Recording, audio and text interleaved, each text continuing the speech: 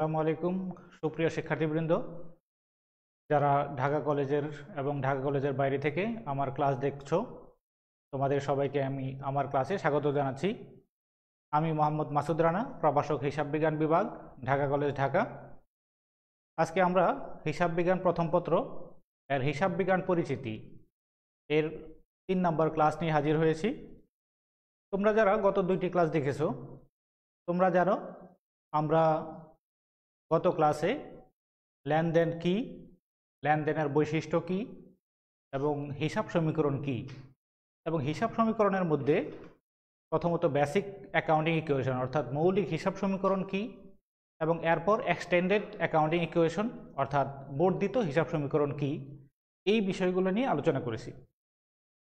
এবং আমরা গত ক্লাসে বলেছিলাম আজকের ক্লাসে আমরা লেনদেনের প্রভাব, হিসাব সমীকরণের উপরে লেনদেনের প্রভাব কি সেইগুলো আমরা দেখব।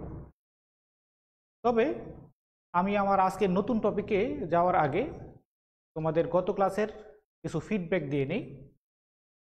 গত ক্লাসে আমরা লেনদেনের বৈশিষ্ট্যের মধ্যে একটি বিষয় বলেছিলাম যে লেনদেন হইতে পারে দৃশ্যমান এবং অদৃশ্যমান। অর্থাৎ যখন কোনো সম্পত্তির ডেপ্রিসিয়েশন হয়, অবচয় হয়, আমরা বলেছিলাম এটা একটা অদৃশ্যমান লেনদেন, অর্থাৎ আমার দৃষ্টির অগোচরেই আমার সম্পত্তির মূল্য কমে যাচ্ছে, যার ফলে আমরা সেটাকে লেনদেন বলছি। তোমাদের অনেকে কমেন্ট করেছো যে স্যার, যদি সম্পত্তির মূল্য কমে তাহলে তো লেনদেন হয় বা ডেপ্রিসিয়েশন হয়, কিন্তু যদি সময়ের সাথে সাথে সম্পত্তির মূল্য বৃদ্ধি পায় তাহলে কি হবে?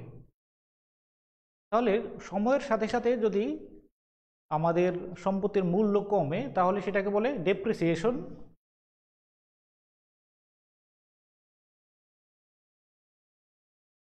আর যদি সময়ের সাথে সাথে সম্পত্তির মূল্য বাড়ে তাহলে তাকে বলে অ্যাপ্রিসিয়েশন। ডেপ্রিসিয়েশন অফ অ্যাসেট আর অ্যাপ্রিসিয়েশন অফ অ্যাসেটস। তাহলে ডেপ্রিসিয়েশন হলো হ্রাস পাওয়া, অ্যাপ্রিসিয়েশন হচ্ছে বৃদ্ধি পাওয়া। এখন ডেপ্রিসিয়েশন যদি হয় তখন তো আমরা এটাকে লেনদেন ধরি এবং হিসাবভুক্ত করি, কিন্তু যদি মূল্য বাড়ে তাহলে কি আমি সেটাকে লেনদেন ধরবো কিনা বা হিসাবভুক্ত করব কিনা? আমরা সাধারণত বকেয়া ভিত্তিক হিসাব রক্ষণ করি, অর্থাৎ অ্যাক্রুয়াল বেসিস অ্যাকাউন্টিং। এই অ্যাক্রুয়াল বেসিস অ্যাকাউন্টিংয়ে আমাদের এখানে যে সকল প্রিন্সিপাল আমরা ফলো করি এর মধ্যে একটা প্রিন্সিপাল হচ্ছে হিস্ট্রিক্যাল কস্ট প্রিন্সিপাল, অর্থাৎ ঐতিহাসিক ক্রয়মূল্য নীতি। এই জিনিসগুলো আমরা চ্যাপ্টার 5-এ যখন আমাদের হিসাব বিজ্ঞান নীতিমালা পড়ব তখন আরও বিস্তারিত আলোচনা করব। শুধু এখানে যেহেতু একটা প্রশ্ন আসছে, প্রশ্নের আলোকে বলে রাখি যে আমরা এই ঐতিহাসিক ক্রয়মূল্য নীতির কারণে আমরা আমাদের অ্যাসেটগুলোকে সবসময় ক্রয় মূল্যে রেকর্ড করি, এবং যদি সময়ের প্রবাহের কারণে সম্পত্তির মূল্য বাড়ে তাহলে আমরা সেটাকে বাড়াইয়ে দেখাই না। তাহলে হিস্ট্রিক্যাল কস্ট প্রিন্সিপাল অর্থাৎ ঐতিহাসিক ক্রয় মূল্য নীতির কারণে আমরা সম্পত্তির মূল্য যদি বাড়ে তাহলে প্রতিনিয়ত সম্পত্তির মূল্য বৃদ্ধি করি না, অর্থাৎ সেটাকে হিসাবভুক্ত করি না। তবে যদি কেউ ফেয়ার ভ্যালু অ্যাকাউন্টিং হিসাব পদ্ধতি ফলো করে, যদিও এটা ইউনিভার্সালি সেটা সবার কাছে গ্রহণযোগ্য না এবং অধিকাংশ কোম্পানি বা অধিকাংশ প্রতিষ্ঠান এটা ফলো করে না, তারপরও যদি কোনো প্রতিষ্ঠান ফেয়ার ভ্যালু মার্কেটিং অথবা ফেয়ার ভ্যালু কনসেপ্ট ফলো করে তখন তারা অ্যাপ্রিসিয়েশন অফ অ্যাসেট অর্থাৎ সম্পত্তির মূল্য বৃদ্ধি পাইলে সেটাকে তারা লেনদেন হিসাবে লিপিবদ্ধ করে। তাহলে আমরা ডেপ্রিসিয়েশন অফ অ্যাসেট আমরা সবসময় লিপিবদ্ধ করব, কিন্তু অ্যাপ্রিসিয়েশন অফ অ্যাসেট অর্থাৎ সম্পত্তির মূল্য বৃদ্ধি পাওয়া আমরা ফেয়ার ভ্যালু মেথডে এটা রেকর্ড করা হয়, হিস্ট্রিক্যাল কস্ট প্রিন্সিপালে রেকর্ড করা হয় না নিয়মিতভাবে। তবে হিস্ট্রিক্যাল কস্ট প্রিন্সিপালেও সেটাকে রেকর্ড করা হয় কখন? যদি আমি মনে করো আমার একটা ফার্নিচার যার ক্রয় মূল্য হচ্ছে 20,000 টাকা, আজকে হচ্ছে মনে করো জুলাই 1, 2020। জুলাই 1, 2020 তারিখে আমি ফার্নিচার ক্রয় করলাম 20,000 টাকায়। 1 বছর পর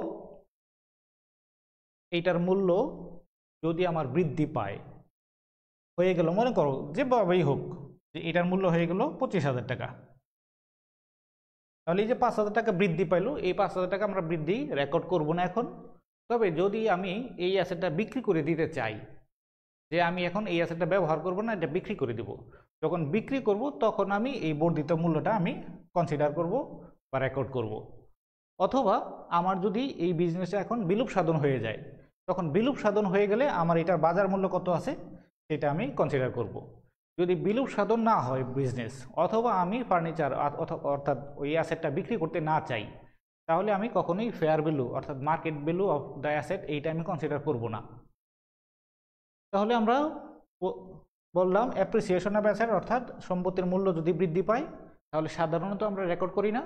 তবে রেকর্ড করি কখন বা বিবেচনা করি কখন, যদি ওই অ্যাসেটটা আমি বিক্রি করতে চাই, অথবা যদি আমার বিজনেসটাই আমার ভ্যালু সাধারণ হয়ে যায়, তখনই শুধু আমার অ্যাসেটের ফেয়ার ভ্যালু অথবা মার্কেট ভ্যালু কনসিডার করব। 2 নাম্বার, তোমরা একটা কোশ্চেন নিয়মিতই করতেছো এখনো, সেটা হচ্ছে স্যার কোন বই কিনবো। সেটা কিন্তু আমরা প্রথম ক্লাসে বুক রেফারেন্স দিয়ে দিছি। তো যারা প্রথম ক্লাস দেখোনি তারা দেখে নেওয়ার চেষ্টা করবা। তারপর আমি শুধু এটা বলে দিই যে বাজারে অনেক বই আছে, এখন সব বই তো আমরা ফলো করতে পারবো না। আমরা ফলো করতেছি ঢাকা কলেজ হিসাব বিজ্ঞান প্রথম পত্র, এটা পাবলিশ করছে মিলেনিয়াম পাবলিকেশন, আর লেখক হচ্ছে দীপক কুমার বিশ্বাস, এবং আমাদের ঢাকা কলেজের অ্যাকাউন্টিং ডিপার্টমেন্টেরও একজন স্যার আছে, নাসির স্যার। এছাড়াও আরও অন্যান্য লেখক আছে। তাহলে হিসাব বিজ্ঞান প্রথম পত্র, দীপক কুমার বিশ্বাস এবং নাসির স্যার সহ অন্যান্য, আর পাবলিশড বাই মিলেনিয়াম পাবলিকেশন। এই বইটা কিন্তু আমরা এখন আমাদের পড়ার জন্য ফলো করতেছি। তোমরা এই বই কিনতে পারো, চাইলে অন্য বইও কিনতে পারো, কিন্তু আমরা তো সব বই ফলো করতে পারবো না, আমরা এটা ফলো করছি। তাহলে আমরা আসো আমাদের আজকের টপিকে, মূল টপিকে চলে যাই।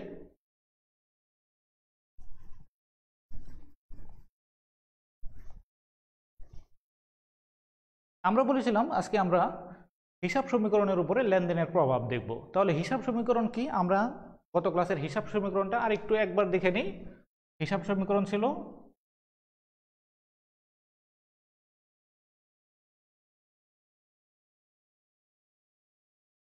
একটা ছিল বেসিক অ্যাকাউন্টিং ইকুয়েশন, এ ইকুয়ালস এল প্লাস ও ই।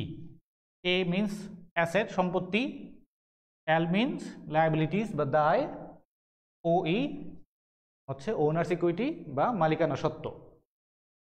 তাহলে কোনো একটা লেনদেন যদি সংগঠিত হয়, তো ওই লেনদেন হওয়ার কারণে আমার অ্যাকাউন্টিং ইকুয়েশনের মধ্যে কি প্রভাব পড়ে। যেমন মনে করো আমরা যদি বলি আমার বিজনেসে 10,000 টাকা ইনভেস্ট করা হলো, মালিক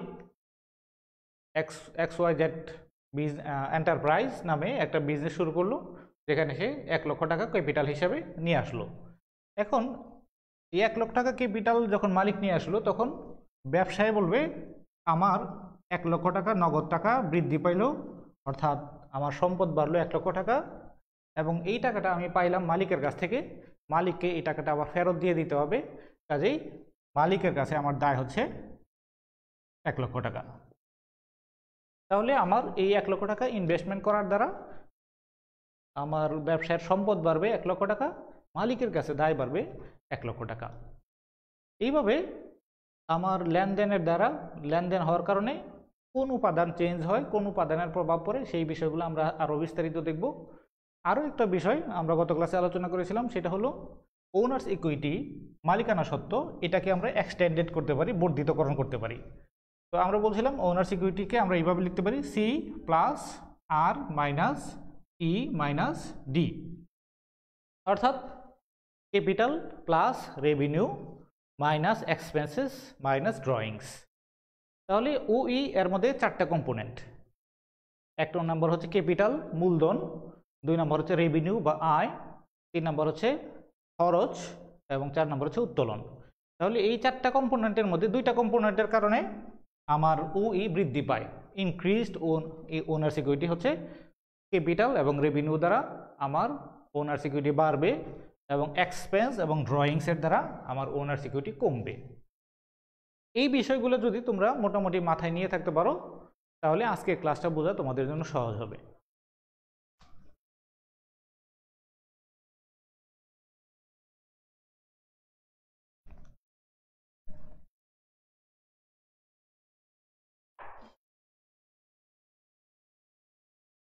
তাহলে আমরা পরবর্তী স্লাইডে যাচ্ছি।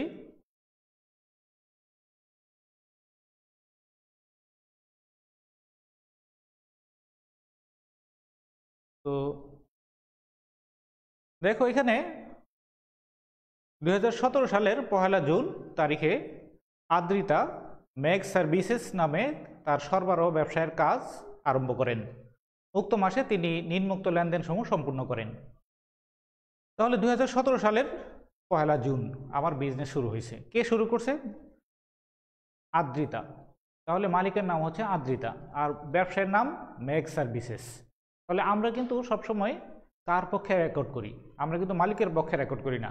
We are not the representative of owner, but we are the representative of business. আমরা ব্যবসায়ের পক্ষে রেকর্ড করি।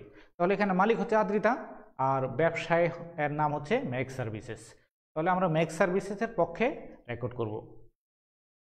তাহলে মেঘ সার্ভিসেস ব্যবসা শুরু করার পরে জুন 2017 সালে যে সকল লেনদেন সংগঠিত হয়েছে সেই লেনদেনগুলো আমাদের দেওয়া আছে 1, 2, 3, 5, 9, 12, 26, 30। এখানে আমাদের কিছু লেনদেন দেওয়া আছে। এরপর দেখো আমাদের করণীয় কি? হিসাব সমীকরণের উপর উপরোক্ত লেনদেন সমূহের প্রভাব দেখাও। তাহলে উপরোক্ত লেনদেন সমূহের প্রভাব হিসাব সমীকরণে কি সেইগুলো আমাদেরকে দেখাইতে বলছে। তাহলে আমরা অঙ্কটা শুরু করি।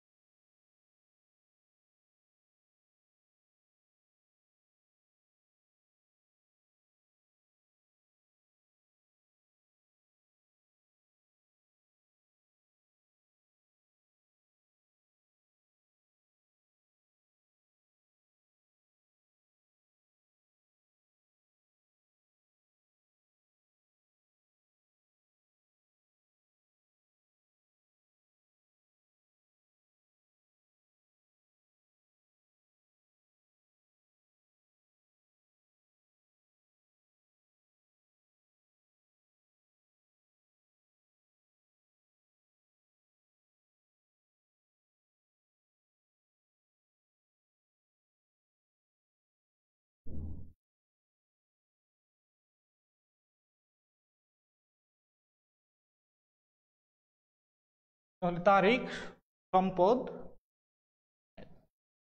ইকুয়াল সাইন, দায়, মালিকানা সত্ত্ব।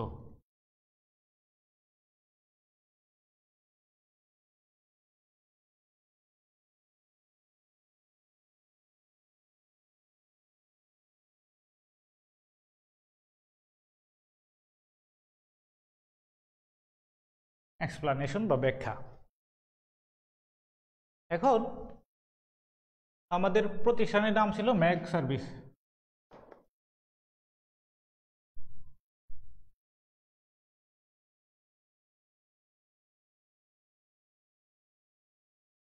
মেঘ সার্ভিসেস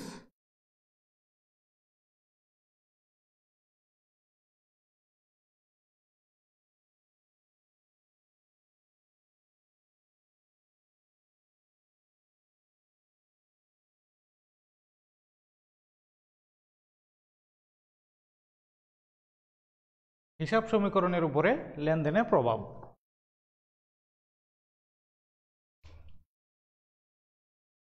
তো এই ঘর আমরা বিস্তারিতভাবে ধীরে ধীরে বুঝবো। আমরা কেন এই ঘরগুলো করলাম, কয়টা ঘর করলাম, কি নাম দিব, সেইগুলো আমরা বিস্তারিত আলোচনা করব। তোমাদের ঘরের সংখ্যা নিয়ে এখনই টেনশন করার কারণেই তোমরা শুধু খাতায় সাথে সাথে করে যাও। কারণ আমি কিন্তু প্রথম ক্লাসে বলেছি আমি যেগুলো বোর্ডে লিখবো সেগুলো তোমাদেরকে খাতায় লিখতে হবে। তাহলেই তুমি অঙ্ক আশা করি বা ক্লাস বুঝতে পারবে। আর তুমি যদি শুধু দেখে যাও তাহলে হয়তো বুঝতে পারবে এখন, কিন্তু এই বোঝা তোমার স্থায়ী হবে না। তোমার কয়েকদিন পরেই এইটা তুমি কনফিউজড হয়ে যাবা। আচ্ছা, তাহলে আমরা প্রতিষ্ঠানের নাম ছিল মেঘ সার্ভিসেস। আর আমরা কি করব? হিসাব সমীকরণে লেনদেনের প্রভাব দেখাবো। এখন হিসাব সমীকরণে আমরা বলছি A = L + OE, অর্থাৎ এ মানে অ্যাসেটস মানে সম্পদ সমান সমান এল মানে লায়াবিলিটি দায় আর প্লাস মালিকানা সত্ত্ব। আমরা এখানে একটা বোঝার জন্য শুধু প্লাস চিহ্ন দিয়ে দিতে পারি দায় এবং মালিকানা সত্ত্ব। তাহলে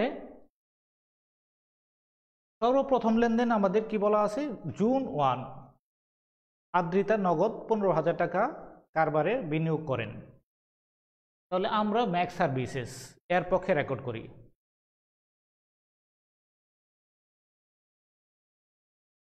তাহলে জুন 2017 জুন 1 আমাদের বিজনেসের মধ্যে কি পরিবর্তন হলো।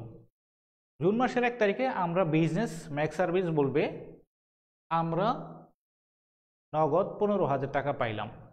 কার কাছ থেকে পাইলাম? মালিকের কাছ থেকে পাইলাম। তাহলে আমাদের সম্পদ বাড়লো 15,000 টাকা। তাহলে সম্পদের পাশে আমরা বলবো প্লাস 15,000 টাকা। এখন এই সম্পদটা কি সম্পদ? সম্পদ তো অনেক কিছু হইতে পারে। আমার নগদ টাকাও সম্পদ, আসবাবপত্রও সম্পদ, যন্ত্রপাতিও সম্পদ, আমার অফিস সরঞ্জামও সম্পদ, গাড়ি সম্পদ, আরও অনেক ধরনের সম্পদ হইতে পারে, প্রাপ্য বিল বা দেনাদার সম্পদ, অনেক ধরনের সম্পদ। তাহলে এই সম্পদটা হচ্ছে আমার নগদ সম্পদ। তাহলে আমরা বলবো সম্পদের সাব হেডিং দিব নগদ। আর তাহলে 15,000 টাকার সম্পদ বাড়লো আর অন্যদিকে দায় বাড়বে 15,000 টাকা। এখন দায়টা কার কাছে দায়? আমরা প্রথম ক্লাসে বলেছিলাম অথবা দ্বিতীয় ক্লাসে যে দায় আসলে যদি আমি বলি এ ইকুয়ালস এল অর্থাৎ অ্যাসেট ইকুয়ালস লায়াবিলিটি, সংক্ষেপে আসলে এই কথাটাই সত্য যে ব্যবসায় যত টাকার অ্যাসেট থাকবে তত টাকার লায়াবিলিটি থাকবে। এখন লায়াবিলিটি কার কাছে লায়াবিলিটি? এটা কি মালিকের কাছে লায়াবিলিটি নাকি মালিক ছাড়া অন্য কোনো ব্যক্তি বা প্রতিষ্ঠানের কাছে লায়াবিলিটি? শুধু এই লায়াবিলিটির কার কাছে, পার্টিটাকে, সেইটা বোঝানোর জন্যই আমরা লায়াবিলিটিকে দুই ভাগ করি। আমরা বলি মালিকের কাছে হলে আমরা বলবো ও ই, আর মালিক ছাড়া অন্য কোনো ব্যক্তি বা প্রতিষ্ঠানের কাছে হলে আমরা বলবো এল অর্থাৎ। তাহলে আমার অ্যাসেট যেহেতু 15,000 টাকা বৃদ্ধি পাইছে, তাহলে লায়াবিলিটিও 15,000 টাকা বৃদ্ধি পাবে। এখন কার কাছে বৃদ্ধি পাবে? যেহেতু মালিক আমাদেরকে 15,000 টাকা দিয়েছে, তাহলে আমার লায়াবিলিটিটা বাড়বে মালিকের কাছে, অর্থাৎ মালিকানা সত্ত্ব বাড়বে 15,000 টাকা।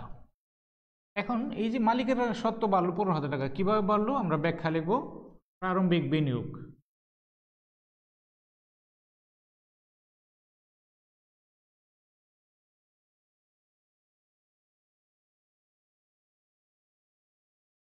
তাহলে জুন মাসের 1 তারিখ ব্যবসায়ের সম্পদ 15,000 টাকা আর মালিকের কাছে দায় 15,000 টাকা। এখন এইটা যদি আমরা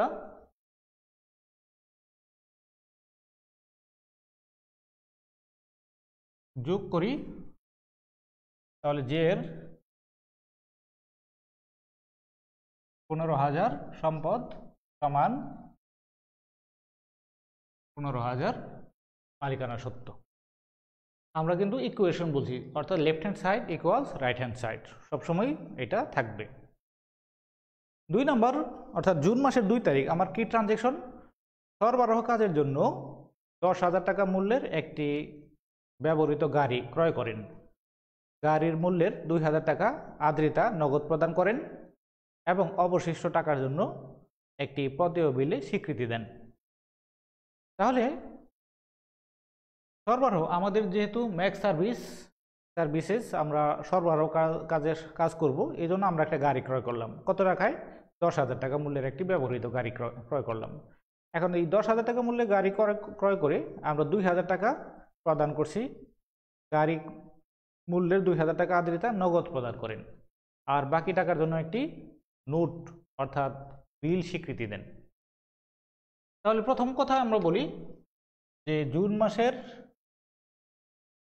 2 তারিখ আমাদের একটা গাড়ি আমাদের প্রতিষ্ঠানে যোগ হচ্ছে, অর্থাৎ গাড়ি, তাহলে এটা একটা সম্পদ, তাহলে সম্পদ বাড়তেছে।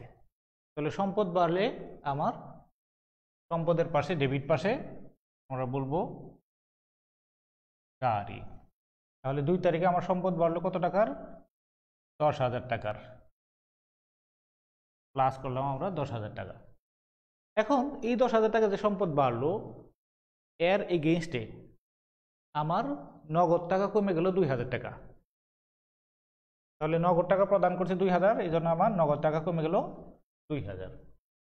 আর বাকি 8,000 টাকা আমি এখনো দিই নেই, আমি ফিউচারে 8,000 টাকা দিব এই বলে একটা স্বীকৃতি দিছি বা বিল দিছি বা নোট দিছি। তাহলে এটা আমার দায়, আমাকে ইন ফিউচারে এই দায়টা পরিশোধ করতে হবে। কাজেই আমরা এই দায় পাশে লিখব। এখন দায় তো অনেক ধরনের হইতে পারে, তাহলে এই দায়ের নাম হচ্ছে প্রদেয় বিল, প্রদেয় বিল বা নোট। তাহলে প্রদেয় নোট নামে আমার লায়াবিলিটি বাড়লো 8,000 টাকা। তাহলে এখন এই 2 তারিখে আমার লেনদেন সংগৃহীত হওয়ার পরে আমার এখন অবস্থা কি? এটা একটু নিচে নাও, সাইডটা একটু নিচে নামাই না, পুরা নিচে না, অর্ধেক দেখা যাক। ঠিক আছে, আচ্ছা। তো এখন 2 তারিখের পরে আমি যদি এখন এটাকে যোগ করি, জের নামাই, তাহলে আমার নগদ টাকা থাকবে 13,000 টাকা, গাড়ি থাকবে 10,000 টাকা, এদিকে প্রদেয় নোট নামে আমার লায়াবিলিটি থাকবে 8,000 টাকা, মালিকানা সত্ত্ব নামে আমার লায়াবিলিটি থাকবে 15,000 টাকা। এখন আমার তো সবসময় লেফট হ্যান্ড সাইড এবং রাইট হ্যান্ড সাইড সমান হইতে হবে। তাহলে 13,000 আর 10,000 23,000, আর এই পাশে আমার লায়াবিলিটি আছে 8,000, 15,000, 23,000। তাহলে প্রত্যেক লেনদেন এখানে আমি যদি ইনপুট দেই, তাহলে ইনপুট দেওয়ার পরে অবশ্যই আমার মোট সম্পদ সমান সমান মোট দায় এবং মালিকানা সত্ত্ব দুইটা সমান হইতে হবে। তারপর 3 তারিখ মজুরি বাবদ 500 টাকা প্রদান করেন। 3 তারিখের এটা যদি আমরা এখন এখানে ইনপুট দেই, তাহলে আমি পাবো মজুরি বাবদ 500 টাকা প্রদান করেন। কিভাবে প্রদান করেন? নগদ টাকা প্রদান করেন, তার মানে আমার নগদ টাকা সম্পত্তি কমে গেছে। তাহলে নগদ 3 তারিখের লেনদেনের কারণে আমার নগদ কমবে 500 টাকা। আর এই যে মজুরি প্রদান করলাম, তাহলে এই মজুরিটা কি? মজুরি এটা আমার একটা খরচ, আর খরচ যদি হয় তাহলে কি হয়? আমরা কিন্তু ক্লাসের আগে দেখিয়েছি যে আমার ওনার সিকিউরিটি এর মধ্যে কয়টা উপাদান? 4টা। এক হচ্ছে সি প্লাস আর মাইনাস ই মাইনাস ডি। তাহলে এই যে ই এক্সপেন্সেস আমার, তার মানে এই খরচ হওয়ার কারণে আমার এক্সপেন্স হয়েছে, আর এক্সপেন্স হওয়ার কারণে আমার ওনার সিকিউরিটি কমে যাবে। তাহলে আমরা যখনই দেখব খরচ হয়েছে তখন আমার মালিকানা সত্ত্ব আমি কমাই দেব, যখনই দেখব আমার আয় হয়েছে তখন আমি মালিকানা সত্ত্ব বাড়াই দেব। যদি উত্তোলন হয়, ড্রয়িংস হয়, তখন আমি মালিকানা সত্ত্ব কমাবো। তাহলে 3 তারিখ আমার মালিকানা সত্ত্ব কমবে 500 টাকা। কারণ কি? কারণ আমার খরচ হয়েছে 500 টাকা। এই খরচটা কি খরচ? আমরা বেতন খরচ।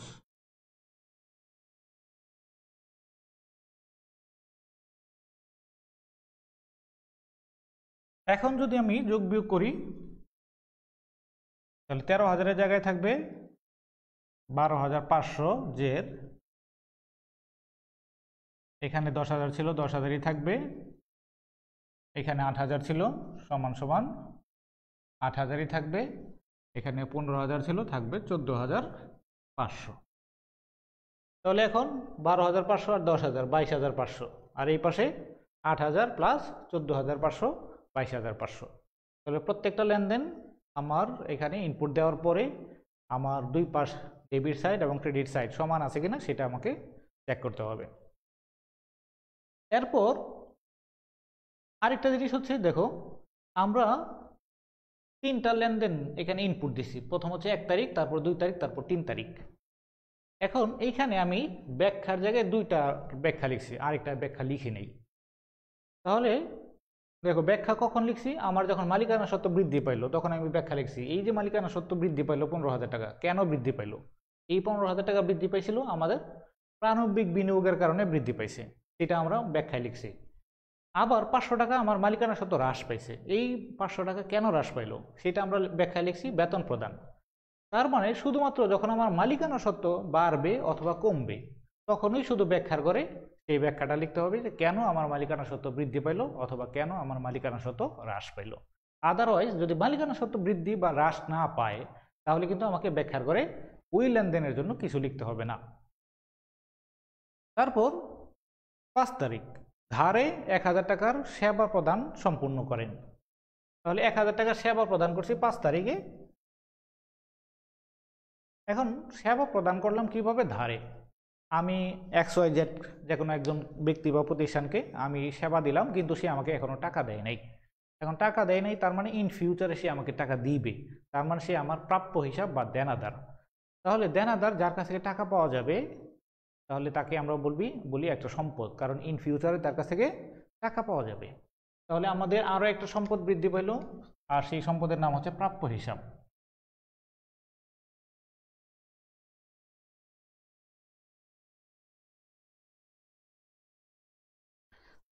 তাহলে আমার প্রাপ্য হিসাব বৃদ্ধি পেল কত টাকা? 1000 টাকা। আর এই যে আমি সার্ভিস দিলাম, তাহলে সার্ভিস দেওয়ার কারণে আমার আয় হয়েছে। আর যদি আয় হয় তাহলে আমার কি হবে? মালিকানা সত্ত্ব বৃদ্ধি পাবে। মালিকানা সত্ত্ব বৃদ্ধি পাবে 1000 টাকা। কেন বৃদ্ধি পেল? সেবা প্রদান।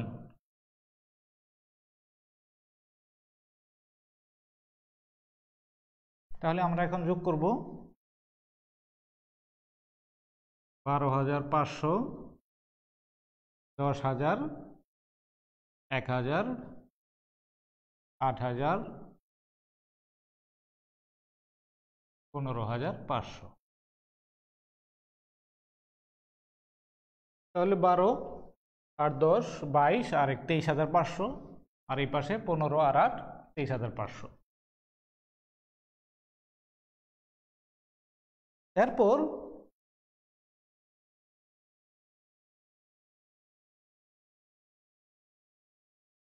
পুরাটা উপরেটা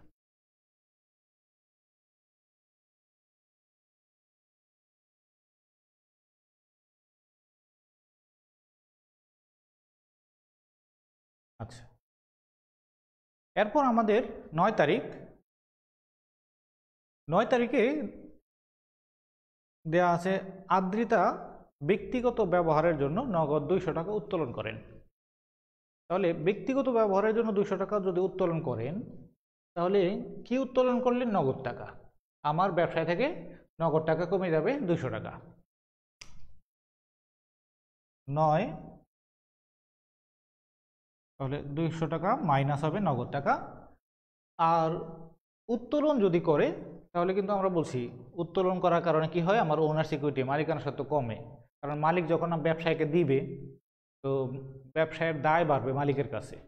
আর যখন মালিক ব্যবসা থেকে উত্তোলন করে নিয়ে যাবে তাহলে ব্যবসায়ের দায় কমে যাবে মালিকের কাছে। তাহলে আমরা বলবো উত্তোলনের কারণে আমার ব্যবসায়ের নিকট 200 টাকা দায় কমে যাবে। আর এই দায়টা কেন কমলো? উত্তোলনের কারণে। তাহলে 12,300, 1,000,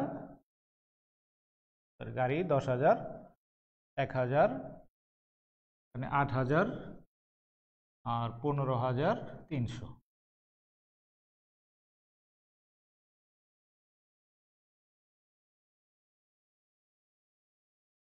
এরপর 12 তারিখ 1500 টাকার যন্ত্রপাতি ক্রয়। ব্যবসায় 1500 টাকার যন্ত্রপাতি ক্রয় করলো। তাহলে যন্ত্রপাতি এটাও একটা সম্পদ। সম্পদ কাকে বলে? সম্পদ হচ্ছে ভবিষ্যতে সুবিধা পাওয়া যাবে, যেই বস্তু থেকে, যেই জিনিস থেকে ভবিষ্যতে সুবিধা পাওয়া যাবে সেটাই আমার সম্পদ। তাহলে যন্ত্রপাতি এইটা আমরা ক্রয় করলাম, এটা থেকে আমি ভবিষ্যতে সুবিধা পাবো, ব্যবহার করতে পারবো, তাহলে আমরা যন্ত্রপাতিকে সম্পদ বলতেছি। তাহলে আমার নতুন আরো একটা সম্পদ বৃদ্ধি পাইলো, সেটার নাম হচ্ছে যন্ত্রপাতি। তাহলে যন্ত্রপাতি 12 তারিখ, যন্ত্রপাতি নামে সম্পদ বাড়লো 1500 টাকা।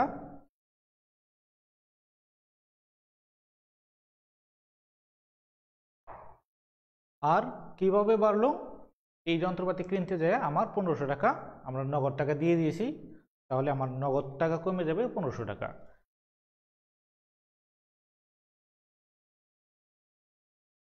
মাইনাস 1500।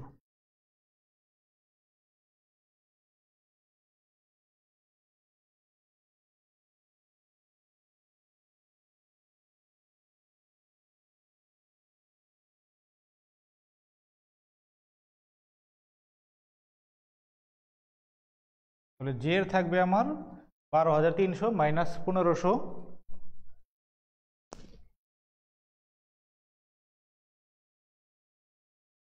10,800। এখানে 10,000, এখানে 1,000, এখানে 1500 সমান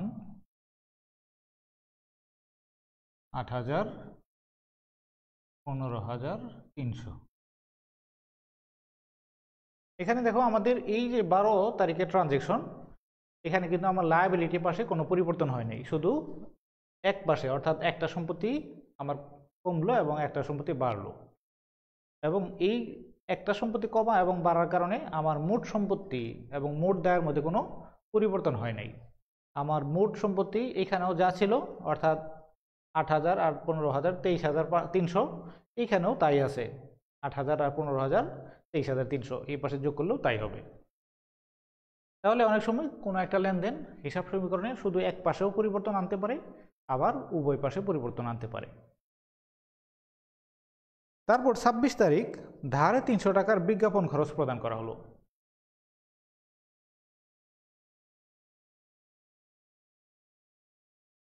ধারে 300 টাকা বিজ্ঞাপন খরচ, তাহলে আমাদের বলাই আছে খরচ, তার মানে আমার খরচ হয়েছে। আর খরচ হলে কি হয়? আমার মালিকানা সত্ত্ব কমে, তাহলে আমরা মাইনাস করে দিলাম 300 টাকা। আর ধারে যেহেতু, তার মানে আমি টাকা দিইনি, আমার নগদ টাকা কমবে না, তাহলে কি হবে? আমার এটার কারণে দায় বাড়বে, অর্থাৎ ইন ফিউচারে আমার টাকাটা পরিশোধ করতে হবে। তার মানে আমার দায় পাশে নতুন একটা দায় সৃষ্টি হলো, হচ্ছে প্রদেয় হিসাব।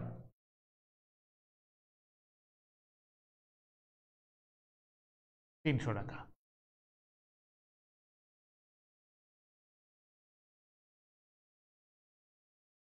তাহলে আমার এই যে মালিকানা সত্ত্ব কমলো, কেন কমলো? বিজ্ঞাপন খরচ।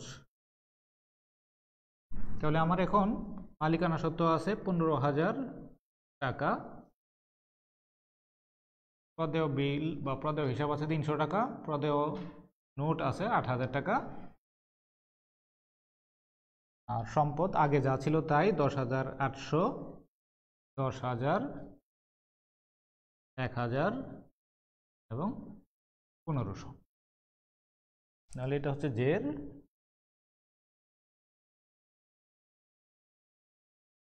এবং সর্বশেষ আমাদের বলা আছে মাসিক বেতন 500 টাকা এবং উপযোগ খরচ 300 টাকা প্রদান করা হলো। কয় তারিখ? জুন মাসের 30 তারিখ। তাহলে 30 তারিখে আমরা দুইটা খরচ প্রদান করছি, এক হচ্ছে 500 টাকা আমার বেতন এবং 300 টাকা উপযোগ খরচ। তাহলে আমার খরচ যেহেতু, তাহলে অবশ্যই এটার কারণে আমার কি হবে? 500 টাকা আমার মালিকানা সত্ত্ব কমবে, আর সাথে সাথে 300 টাকা আমার কমবে উপযোগ খরচের কারণে। এখন বলতে পারো যে আমরা তো 5 আর 3 দুইটা মিলে একসাথে 800 টাকা মাইনাস করে দিতে পারতাম, এখানে অবশ্যই দিতে পারতাম, তাহলে আমার যোগফল বা বিয়োগফল সমান হবে। কিন্তু সমস্যা হচ্ছে আমার এখানে এক্সপ্লানেশন লিখতে হয়, ব্যাখ্যায়, যে কি কারণে আমার মালিকানা সত্ত্ব কমলো, আমার 500 টাকা কেন কমলো আর 300 টাকা কেন কমলো, সেটা কিন্তু আমাকে আলাদা আলাদা লিখতে হবে। এই জন্য আমরা আলাদা আলাদা লিখছি। তাহলে 500 টাকা কমলো আমার বেতন বাবদ,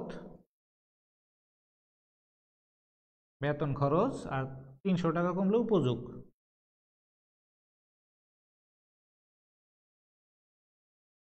আর দুইটা মিলে 800 টাকা আমরা কমলো নগদ টাকা, কারণ আমি নগদ টাকা দুইটাই পরিশোধ করছি একসাথে 800 টাকা। তাহলে এখন যদি আমি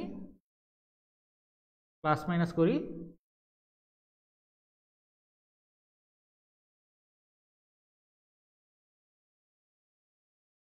তাহলে আমার এখানে থাকবে 10,000 বিয়োগ 800, 10,000 টাকা। এখানে থাকবে 10,000 টাকা, এখানে 1,000 টাকা, 1,500 টাকা সমান এই পাশে 8,000, এখানে 300, আর এখানে 14,200। তাহলে আমাদের সর্বশেষ আমাদের 30 তারিখ পর্যন্ত আমাদের লেনদেন দেওয়া ছিল। 30 তারিখ পর্যন্ত লেনদেন আমরা ইনপুট দিয়ে দিলাম। এখন ইনপুট দেওয়ার পরে আমরা দেখব আমাদের দুই পাশের অ্যাসেট এবং লায়াবিলিটি সমান আছে কিনা। আমরা যদি এগুলো ক্লোজ করে দেই, মাস শেষ, আমার লেনদেন ইনপুট দেওয়া শেষ। এখন আমি এই পাশটা যোগ করব। আমার মোট সম্পদ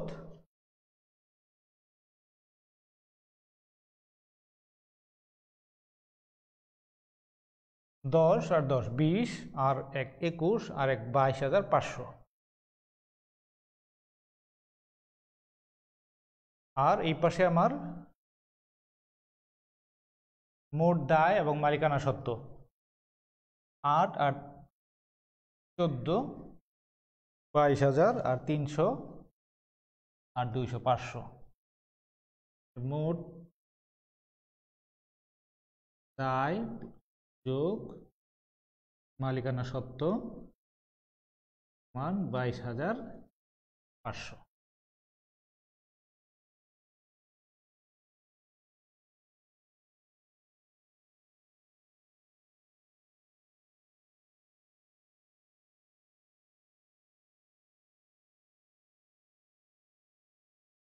তাহলে দেখো আমাদের হিসাব সমীকরণের উপরে লেনদেনের প্রভাব। আমরা জুন মাসের 1 তারিখ থেকে জুন মাসের 30 তারিখ পর্যন্ত প্রত্যেকটা লেনদেন আমরা হিসাব সমীকরণে এখানে ইনক্লুড করেছি, এবং প্রত্যেক লেনদেন আমার হিসাবভুক্ত করার পরে আমার জের কত, দুই পাশে আমার সমান আছে কিনা সেই বিষয়গুলো আমরা দেখেছি। এবং আলটিমেটলি আমরা মাস শেষে দেখলাম সারা মাস আমার ব্যবসা করার পরে যত লেনদেন সংগঠিত হয়েছে সবগুলোর পরে আমার মোট সম্পদ আছে 22,500 টাকা, এবং মোট দায় এবং মালিকানা সত্ত্ব আছে 22,500 টাকা। এখন এই যে প্রত্যেক লেনদেনের পরে আমরা যোগ করেছি, জের নির্ণয় করেছি, এটাকে বলে বিস্তারিত পদ্ধতি। আবার অনেক জায়গায় অনেক অঙ্কে দেখা যায় যে এই যে প্রত্যেক লেনদেনের পরে জের নির্ণয় করা, সেটা করা হয় না, সেটা হচ্ছে সংক্ষিপ্ত পদ্ধতি। আমরা আজকে প্রথম দিন এই জন্য বিস্তারিত পদ্ধতি দেখাইলাম। আমরা পরবর্তীতে হয়তো সংক্ষিপ্ত পদ্ধতিও দেখাইতে পারি। আবার বইয়ে কোথাও কোথাও তোমরা বিস্তারিত পদ্ধতি দেখতে পারো, আবার কোথাও কোথাও হয়তো সংক্ষিপ্ত পদ্ধতিও দেখতে পারো। আচ্ছা, এরপর আমরা আজকে যে বিষয়টা দেখব সেটা হচ্ছে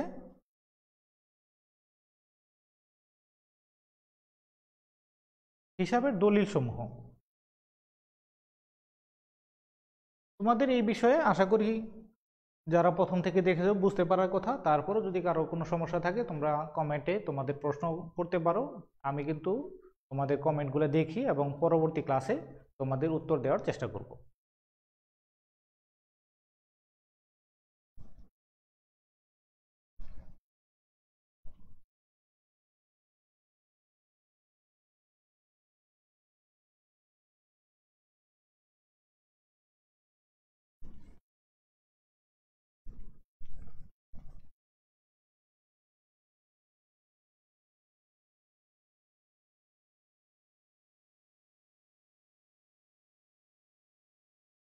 দেখো আমরা হিসাবের দলিল সমূহে আমরা এই যে লেনদেন লিখলাম, মনে করো আমরা বললাম ম্যাক্স সার্ভিসেস সে 500 টাকা বিজ্ঞাপন খরচ দিল। এখন এই যে 500 টাকা বিজ্ঞাপন খরচ দিল, তো 500 টাকার আমরা খরচ লিখব। এই খরচ লেখার জন্য আমার একটা দলিল লাগবে, কিসের ভিত্তিতে আমি খরচ লিখতেছি। আমার যদি কোনো দলিল না থাকে, অর্থাৎ আমার যদি কোনো ডকুমেন্ট না থাকে, ডকুমেন্ট ছাড়া আমি কোনো খরচ লিখতে পারবো না। অথবা কোনো আয় দেখাইতে পারবো না। আমরা গত ক্লাসে বলেছিলাম যে একটা প্রতিষ্ঠান যদি সেটা বিশেষ করে কোম্পানি হয়, তাহলে সেই প্রতিষ্ঠান বা কোম্পানিটা অবশ্যই বছর শেষে অডিট করা হয়। এখন যারা অডিটর আসবে, তারা সেই প্রতিষ্ঠানের যাবতীয় লেনদেনগুলো তারা চেক করবে ঠিক আছে কিনা। এখন প্রত্যেকটা লেনদেন অবশ্যই তাদের চেক করা সম্ভব হয় না, কিন্তু তারা র্যান্ডমলি কিছু লেনদেন ধরবে। যেমন মনে করো একটা প্রতিষ্ঠান 50,000 টাকা রেভিনিউ দেখাইলো, এখন সেইটাতে রেভিনিউ তারা দেখাইলো, সেটার উৎস দলিল তারা দিতে যেতে পারে যে এটার দলিল কি, আপনি কিসের ভিত্তিতে এই রেভিনিউ রেকর্ড করলেন। কাজেই তখন কিন্তু আমাকে দলিল দেখাইতে হবে। এইভাবে কোনো একটা খরচ তারা দেখাইলো 20,000 টাকা, এখন এই খরচের ইচ্ছা করলে অডিটর দলিল চাইতে পারে যে আপনি যে এই 20,000 টাকা খরচ দেখালেন, সেটার ডকুমেন্ট কি, ডকুমেন্ট আমাদেরকে দেখান। কারণ ডকুমেন্ট ছাড়া যদি আমাদের রেকর্ড করার সুযোগ থাকতো, তাহলে কিন্তু একটা প্রতিষ্ঠান অনেক সময় লাভ বেশি দেখানোর জন্য অনেক বেশি রেভিনিউ দেখায়, রেকর্ড করলো, কিন্তু কোনো দলিল নাই, কোনো ডকুমেন্ট নাই। আরেকটা প্রতিষ্ঠান লাভ কম দেখানোর জন্য, লস দেখানোর জন্য অনেক খরচ বেশি রেকর্ড করলো। তাহলে এই জন্য প্রত্যেকটা লেনদেন লিপিবদ্ধ করার সময় আমাকে অবশ্যই সেটার প্রপার ডকুমেন্ট রাখতে হবে।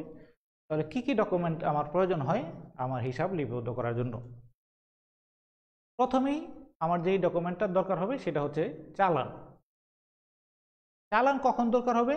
দেখো আমাদের স্ক্রিনে দেওয়া আছে যে ধারে পণ্য বিক্রয় সম্পূর্ণ করে বিক্রেতা বিক্রিত পণ্যের দর, পরিমাণ, মূল্য পরিশোধের শর্ত, বাট্টার পরিমাণ, পণ্য প্রেরণের খরচ ইত্যাদি বিস্তারিত উল্লেখ করে যে বিবরণীপত্র ক্রেতার নিকট প্রেরণ করে তাকে চালান বলে। চালান বা ইনভয়েস। তোমরা চালান এবং ইনভয়েস দুইটা শব্দের সাথে পরিচিত। তাহলে প্রথম কথাটা দেখো, চালান কখন হবে? যখন ধারে পণ্য বিক্রয় হবে। তাহলে ধারে পণ্য, আমি মনে করো আমি হচ্ছে বিক্রেতা, আমি এক্স ওয়াই জেড এন্টারপ্রাইজের নিকট 10,000 টাকার পণ্য বিক্রি করলাম। যখন বিক্রি করব তখনই আমি যখন অর্ডার পাবো, তখনই আমি এই অর্ডার যখন দিয়ে দিব, সম্পূর্ণ করব, আমি একটা চালান রেডি করব যে আপনাকে আমরা এই পণ্য এই পরিমাণ এই দরের মোট এত টাকার পণ্য দিতেছি। তাহলে পণ্যের বিবরণ, পণ্যের দাম, পণ্যের পরিমাণ এবং মোট কত টাকা সেটা উল্লেখ থাকবে। এখানে যদি ভিতরে দেখো যে সিল্ক শাড়ি প্রত্যেকটার দর হচ্ছে 250 টাকা, পরিমাণ হচ্ছে 200 পিস, টোটাল হচ্ছে 50,000 টাকা। এইভাবে শার্টিং আছে 50 পিস, প্রতি পরিমাণ হচ্ছে 300 গজ, আর টাকার পরিমাণ 15,000 টাকা। তাহলে মোট 65,000 টাকা। আর এখান থেকে বাট্টা বাদ দিচ্ছি আমরা 10%, 6,500, তাহলে বিল করতেছি 58,500 টাকা। তার মানে চালানে আমার পণ্যের পরিমাণ, পণ্যের দাম এবং পণ্যের বিবরণ উল্লেখ থাকবে। আর এই চালানটা কখন তৈরি করা হয়? প্রথম কথা হচ্ছে ধারে পণ্য বিক্রয়ের সময়। আর লাস্ট কথাটা দেখো, চালানপত্র হলো ক্রয় জাবেদা লিখনের উৎস দলিল। যারা ক্রয় করতেছে তারা যে ক্রয় জাবেদা লিখবে, তাহলে এই ক্রয় জাবেদা লিখবে কিসের, কোন ডকুমেন্টের ভিত্তিতে? এই যে চালানপত্রের ভিত্তিতে। চালানে আমার লেখা আছে 58,000 টাকা, 58,500 টাকা আমি নেট ক্রয় করলাম, তাহলে এই ভিত্তিতে আমি ক্রয় ব্যয় লিখব, আমি ক্রয় হিসাব ডেবিট হচ্ছে 58,500 টাকা। এরপর ক্যাশ মেমো। দেখো প্রথম কথা, বিক্রেতা পণ্য নগদে বিক্রয়ের সময় পণ্যের পরিমাণ, বিবরণ, দর, মোট এবং মূল্য উল্লেখ করে যে প্রমাণপত্র ক্রেতাকে প্রদান করে তাকে ক্যাশ মেমো বলে। তাহলে প্রথম কথাটা ইম্পর্টেন্ট, বিক্রেতা পণ্য বা নগদ বিক্রয়ের সময় ক্যাশ শব্দটাই আছে নগদের সাথে। তাহলে ক্যাশ মেমো কখন লাগবে? যখন আমি নগদ বিক্রি করব। তাহলে নগদ বিক্রি করলে কত টাকার পণ্য বিক্রি করলাম, কি পণ্য বিক্রি করলাম, কি পরিমাণ বিক্রি করলাম, সেইগুলা উল্লেখ সহ আমি যেই পত্র বা ডকুমেন্ট তৈরি করব সেটা হচ্ছে ক্যাশ মেমো। আর লাস্ট কথাটা দেখো, ক্যাশ মেমোর সাহায্যে ক্রেতা ও বিক্রেতা নগদান বইতে এন্ট্রি দেয়। যারা বিশেষ করে সায়েন্স ব্যাকগ্রাউন্ড তারা হয়তো এই নগদান বই বা ক্রয় জাবেদা এইগুলো সম্পর্কে এখনও বিস্তারিত তোমাদের ধারণা নেই। আমরা এইগুলা বিস্তারিত সামনে দেখব, বিশেষ করে নাসির স্যার যে সেকেন্ড অধ্যায়ের অর্থাৎ দ্বিতীয় অধ্যায়ে ক্লাস নিতেছে হিসাবের বইসমূহ, সেখানে এই ক্রয় বই, বিক্রয় বই, নগদান বই সব কিছু তোমাদেরকে দেখাবে বিস্তারিত। তাহলে এখন আমাদের ওই নগদান বই কি সেটা নিয়ে চিন্তিত হওয়ার কারণ নেই, বা ক্রয় বই কীভাবে করে সেটা নিয়েও চিন্তিত হওয়ার কারণ নেই। আজকের ক্লাস থেকে আমরা শুধু ইনফরমেশনটা ক্যাচ করব যে ক্যাশ মেমো এর দ্বারা ক্রেতা এবং বিক্রেতা তারা উভয়ই নগদান বইতে লিপিবদ্ধ করে, অর্থাৎ ক্যাশ মেমো মানে হচ্ছে ক্যাশ প্রদান করা হচ্ছে। তাহলে ক্যাশ মেমোর একটা নমুনা এখানে দেওয়া আছে। এরপর ভাউচার। তাহলে ভাউচার দেখো এখানে ক্রয় বিক্রয় অথবা আয় ব্যয় ইত্যাদি সকল প্রকার লেনদেন হিসাবের বইতে লিপিবদ্ধ করার জন্য যে প্রামাণ্য দলিল ব্যবহৃত হয় তাকে ভাউচার বলে। তাহলে ক্রয় বিক্রয় আয় ব্যয় সব কিছুর জন্যই আমার ভাউচার প্রয়োজন হবে। এই জন্য ভাউচারকে আবার 3 ভাগে ভাগ করা যায়, হচ্ছে ডেবিট ভাউচার, ক্রেডিট ভাউচার এবং জার্নাল ভাউচার। তাহলে এই ডেবিট ভাউচার হচ্ছে, কারণ আমার যখন খরচ হয়, তোমরা অলরেডি যারা কমার্সের ছাত্র তারা জানো এবং সায়েন্সের ছাত্ররা অনেকে জানবে, কারণ হচ্ছে সেকেন্ড চ্যাপ্টার অর্থাৎ দ্বিতীয় অধ্যায় কিন্তু স্যার জাবেদা পড়াচ্ছে। তাহলে খরচ যখন হয় তখন কিন্তু ওই খরচটা ডেবিট হয়। তার মানে আমার খরচ এর জন্য আমার ভাউচার লাগবে কি, ডেবিট ভাউচার। আর যখন আয় হয় তখন আয়টা কিন্তু ক্রেডিট হয়, তাহলে আয়ের জন্য আমার কি লাগবে, ক্রেডিট ভাউচার। তাহলে ক্রয় আমার খরচ, তখন আমি ডেবিট ভাউচার তৈরি করব, বিক্রয় আমার আয়, তখন আমি ক্রেডিট ভাউচার তৈরি করব। এছাড়াও অন্যান্য খরচ বা আয় রেকর্ড করার জন্য আমার জার্নাল ভাউচার প্রয়োজন হয়। তার মানে আয় ব্যয় সব কিছুর জন্যই ভাউচার প্রয়োজন, তবে সেটা হইতে পারে ডেবিট ভাউচার, হইতে পারে ক্রেডিট ভাউচার, হইতে পারে আমার জার্নাল ভাউচার।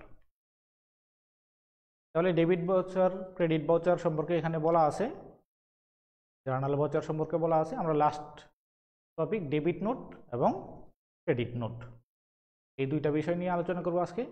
ডেবিট নোট হচ্ছে যখন ধারে ক্রয়কৃত পণ্য নিম্নমানের হলে, ত্রুটিপূর্ণ হলে, নমুনা অনুযায়ী না হলে, নির্ধারিত মূল্য অনুযায়ী না হলে বা অন্য কোনো কারণে উক্ত পণ্য বিক্রেতার নিকট ফেরত পাঠানো হলে ফেরতকৃত পণ্যের বিবরণ, পরিমাণ, মূল্য এবং ফেরতের কারণ উল্লেখ করে ক্রেতা বিক্রেতার নিকট যে বিবরণী প্রেরণ করে তাকে ডেবিট নোট বলে। তাহলে এখানে দেখো আমার ডেবিট নোট কখন হবে, যখন আমি কোনো পণ্য ফেরত দিব তখন আমি ডেবিট নোট তৈরি করব। তাহলে আর পণ্য ফেরত এগুলা ট্রেডিশন হচ্ছে শুধুমাত্র ধারে পণ্য যেগুলা, এগুলোর জন্যই পণ্য ফেরত দেওয়া হয়। আর ধারে পণ্য যেটা আমি কিনছিলাম তখন আমি এখন যদি কোনো কারণে ফেরত দিই, এখন ফেরতের কারণ সেটা অনেক কারণ হতে পারে। আমি যেই কোয়ালিটির পণ্য অর্ডার দিয়েছিলাম সেই কোয়ালিটির পণ্য আসে নাই, আমি ফেরত দিতে পারি। আমি যেই কালারের পণ্য অর্ডার দিয়েছিলাম সেই কালারের আসে না, এই জন্য আমি ফেরত দিতে পারি। অর্থাৎ নিম্নমানের কারণে হইতে পারে অথবা ত্রুটিপূর্ণ হইতে পারে, নমুনা মাফিক না হইতে পারে, যে কোনো কারণে হোক ফেরত দিতে পারি। এখন এই ফেরত দেওয়ার সময় আমি ক্রেতা যে ফেরত দিতেছে ক্রয়কৃত পণ্য, তখন যে দলিল তৈরি করে সেটা হচ্ছে ডেবিট নোট। আর ডেবিট নোটের লাস্ট কথাটা দেখো, যে এই নোটের মাধ্যমে পাওনাদারকে জানিয়ে দেওয়া হয় যে ফেরতকৃত পণ্যের মূল্যের জন্য তার হিসাবকে ডেবিট করা হয়েছে। তাহলে ডেবিট নোট, আমরা শেষ কথা হচ্ছে এই ডেবিট নোটের পরিমাণের জন্য পাওনাদারের হিসাবকে ডেবিট করা হয়েছে। জাবেদা যারা কিছুটা বোঝো বা সেকেন্ড চ্যাপ্টার যেহেতু স্যার জাবেদা করাচ্ছে, তারা জানো যে আমরা যখন পণ্য ক্রয় করি তখন ক্রয় হিসাবকে ডেবিট করি আর প্রদেয় হিসাব বা পাওনাদার হিসাবকে ক্রেডিট করি। তাহলে আমি ক্রয় করার সময় প্রদেয় হিসাবকে ক্রেডিট করলাম, আর যদি আমি এখন ফেরত দেই ক্রয় ফেরত, তাহলে কি করব, এই প্রদেয় হিসাবকে ডেবিট করব। অর্থাৎ প্রদেয় হিসাব কিন্তু আমার একজন ব্যক্তি বা প্রতিষ্ঠান যে আমার কাছে টাকা পাবে, তো তার কাছ থেকে যখন আমি কিনছিলাম তখন আমি তাকে ক্রেডিট করলাম, আর যখন ফেরত দিচ্ছি তখন আমি তাকে ডেবিট করছি। তাহলে এই কথাটাও সেটা আমরা বলে দিচ্ছি যে ফেরতকৃত পণ্যের জন্য আপনার হিসাবকে আমরা ডেবিট করছি, অর্থাৎ আপনার কাছে আমাদের পাওনাটা কমাই দিছি।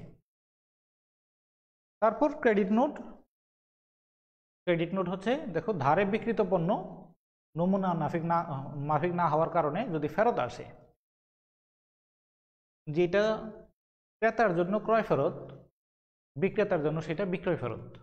যখন বিক্রেতা রেকর্ড করবে সে বলবে আমি যে পণ্যটা বিক্রি করছিলাম সেই পণ্যটা ফেরত আসছে, কাজে এটা বিক্রয় ফেরত।